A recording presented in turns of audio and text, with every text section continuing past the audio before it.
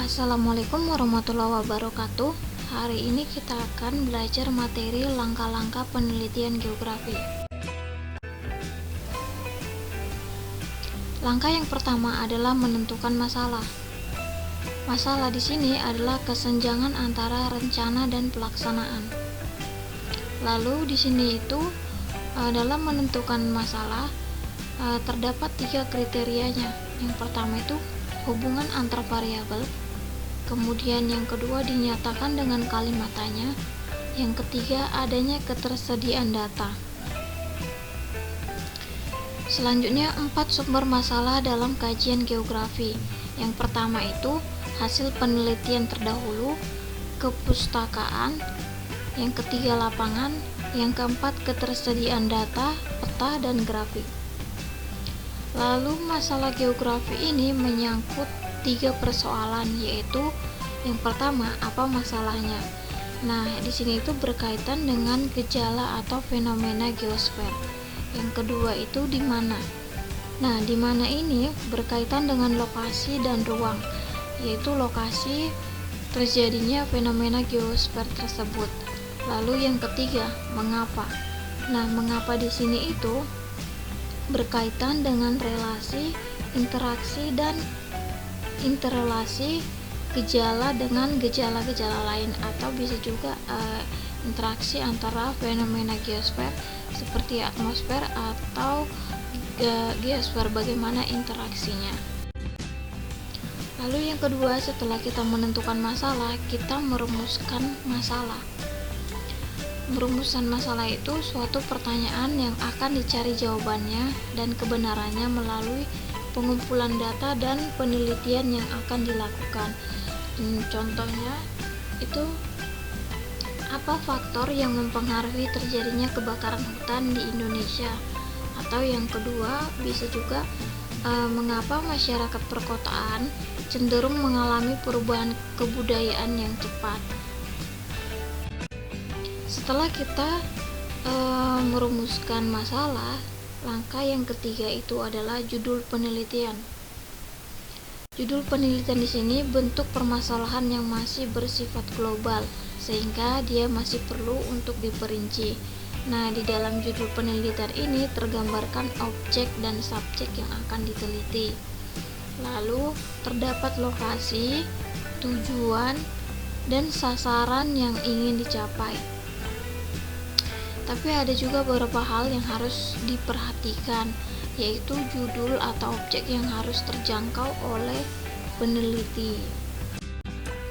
Nah, setelah kita membuat judul penelitian, kita harus menentukan yang kedua, yang selanjutnya itu tujuan penelitian.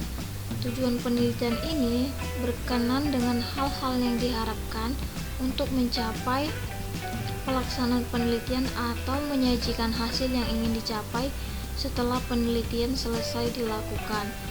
Nah, di sini itu tujuan penelitian ada 2.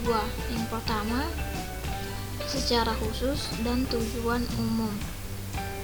Secara khusus di sini itu dirumuskan dalam beberapa pertanyaan yang mengacu pada permasalahan penelitian. Secara umum di sini itu menggambarkan secara singkat hal yang ingin dicapai. Selanjutnya, menentukan variabel penelitian. Variabel penelitian di sini itu faktor atau unsur-unsur yang sudah ditetapkan oleh peneliti untuk dipelajari sehingga informasinya itu dapat ditarik kesimpulannya. Nah, di sini itu ada 3 variabel. Yang pertama itu variabel bebas, terikat, dan moderator. Variabel bebas itu yang mempengaruhi atau yang menjadi penyebab perubahan. Yang terikat itu yang dipengaruhi atau akibat adanya variabel bebas tersebut. Lalu yang ketiga itu moderator. Di sini itu dia memperkuat dan memperlemah hubungan antara variabel bebas dan terikat. Selanjutnya, setelah kita menentukan variabel, kita menentukan landasan teori. Nah, 3 fungsi utama landasan teori.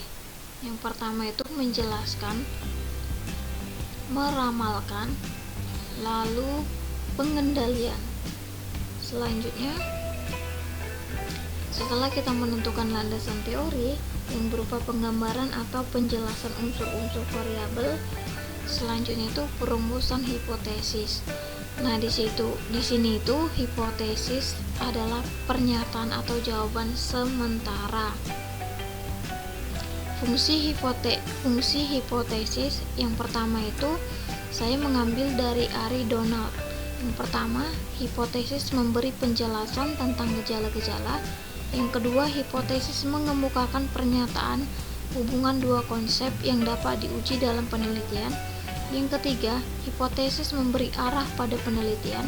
Yang keempat, hipotesis memberi kerangka pada penyusunan kesimpulan penelitian. Lalu ada juga hal-hal yang perlu diperhatikan. Yang pertama itu, hipotesis itu disusun dengan kalimat deklaratif. Variabel-variabelnya itu merupakan variabel yang operasional. Dan yang ketiga itu, hipotesis menunjukkan adanya hubungan antar variabel. Selanjutnya, penentuan populasi dan penarikan sampel. Di sini itu populasi adalah himpunan objek yang banyaknya terbatas dan tidak terbatas. Kemudian sampel di sini itu adalah sebagian populasi yang diambil dan dapat mewakili populasi. Nah, di dalam teknik pengambilan sampel itu ada dua. Yang pertama itu sampel probabilitas. Nah, probabilitas itu adalah teknik pengambilan sampel yang memberikan peluang yang sama bagi setiap anggota populasi untuk dipilih menjadi sampel. Di sini itu ada 4 cara pengambilan sampel probabilitas. Yang pertama itu sampel acak sederhana. Yang kedua, sampel acak berlapis disproporsional. Yang ketiga, sampel acak berlapis proporsional. Yang keempat, sampel acak kelompok. Nah, selanjutnya sampel non-probabilitas, yaitu teknik yang tidak memberikan peluang. Kalau yang probabilitas itu dia memberikan peluang, sedangkan yang non-probabilitas itu tidak memberikan peluang sama sekali bagi setiap anggota populasi untuk dipilih menjadi sampel. Nah, di sini tuh teknik ini ada 6.